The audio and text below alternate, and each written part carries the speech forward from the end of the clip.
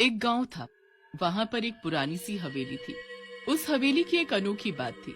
उसमें से रात को चक्की चलाने की आवाज आती थी। डर के मारे कभी किसी की हिम्मत नहीं हुई कि वो जाकर देखे कि ये आवाज कैसे आती है। भाई, लगता है तुम गांव में नए आए हो। तुम्हें पहले ही बता दूं कि रात को 8 बजे के बाद कोई बाहर नहीं जाता है, क्योंकि अजीब अजीब सी आवाजें आती हैं। रास्ते में तुमने उस हवेली को तो देखा होगा। ये आवाज उसी में से आती है। हाँ, मैं इस गांव में नया हूँ। अभी अभी यहाँ पर मैं अध्यापक लगा हूँ। और आप क्या कह रहे थे?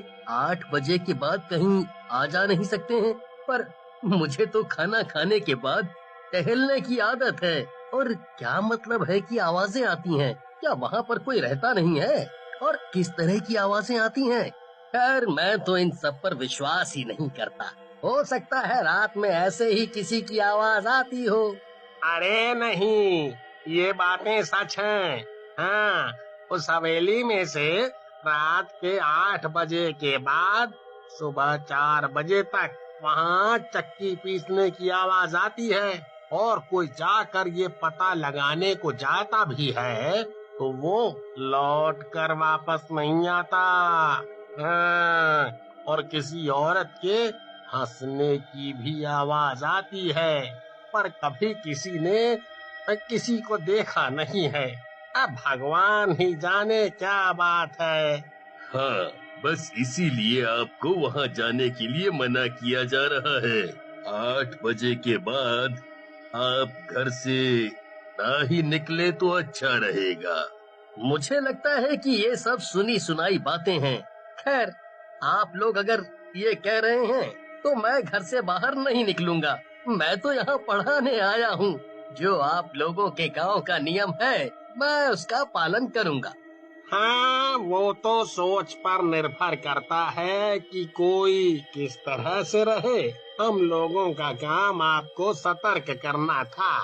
किशन लोगों को फसल की पढ़ाई कराने आया था, जिसमें नौजवानों को प्रोत्साहित करना था कि वो अपनी खेती बाड़ी में भी ध्यान दें और फसल को कैसे बेहतर बनाया जा सकता है, ये सारे किसान सीखें। अगली सुबह वो अपनी पहली क्लास के लिए गया।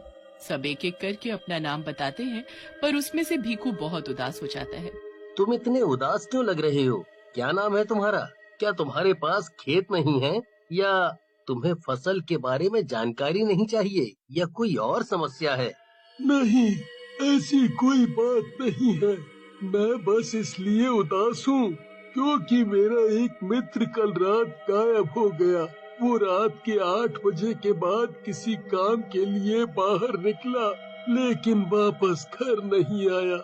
और फिर उस हवेली में से चक्की पीसने की और जोर से हंसने की आवाजें आने लगी।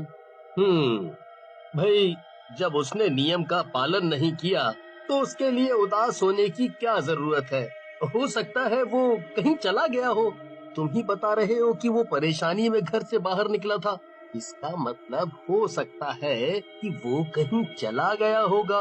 हाँ, वो कुछ दिनों में वापस आ जाएगा। तुम परेशान ना हो। एक रात किशन की नींद खुलती है। उसे बाहर किसी के चिल्लाने की आवाज आती है। किशन उठकर अपनी खिड़की से बाहर देखता है। अरे, ये क्या? ये तो बहुत भयानक औरत है। और ये इस आदमी को घसीटते हुए कहाँ ले जा रही है? और ये आदमी बाहर क्यों निकला था? मुझे इसकी मदद करनी चाहिए क्या? नहीं नहीं, मैं नहीं जाऊंगा, वरना ये मुझे भी मार देगी। तुम कौन हो? तुम मुझे क्यों मारना चाहती हो? इसका मतलब तुम ही लोगों को ले जाती हो। पर मुझे छोड़ दो।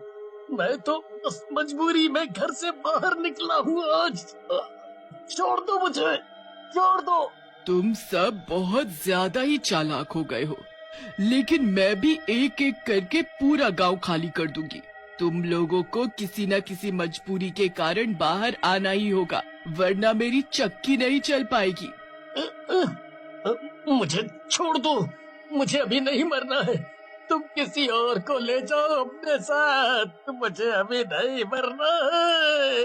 तुम लोगों को पता है कि मैं तुम्हारे घर में नहीं घुस सकती, इसीलिए तू ऐसा बोल रहा है। पर तू घर के बाहर आया है तो मुझे तुझे ले जाना पड़ेगा। चल मेरे साथ उस हवेली में। चुड़ैल उस आदमी को ले जाकर हवेली में पटक देती है। थोड़ी देर बाद उसमें चक्की चलने की आवाज तेज हो जाती है और उसके हंसने की भी। ये सब क्या हो रहा है? क्या ये सच में एक चुड़ैल थी? मुझे तो अभी तक ये सपना ही लग रहा है। और ये लोगों को लेकर क्यों जाती है? और ये किस चक्की की बात कर रही है? वहाँ ले जाकर लोगों का क्या करती है? कल सुबह मुझे लोगों को इस बारे में बताना ही होगा। सुबह होते ही किशन बौखलाया हुआ गांव वालों के सामने आ जाता है और देखता है कि गांव वाले बहुत दुखी हैं। क्या हुआ आप लोगों को? आप लोग ऐसे क्यों बैठे हैं?